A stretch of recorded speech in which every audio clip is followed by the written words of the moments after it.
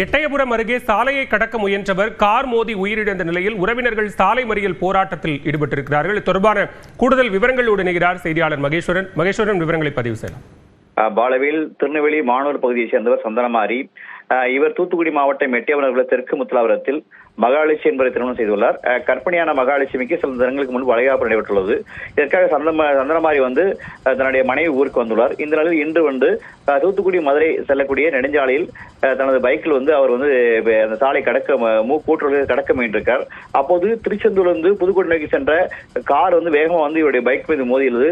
சம்பவ இடத்தில் அவர் தூக்கி வீசி எறியப்பட்டு பரிதாபமாக உயிரிழந்தார். இது குறித்து தகவல் கிடைத்ததும் எட்டயபுரம் போலீசார் சம்பவ இடத்திற்கு சென்று உடலை கைப்பற்றி உடற்குழு ஆய்வுக்காக எட்டயபுரம் அரசு மருத்துவமனை அனுப்பி வைத்தனர்.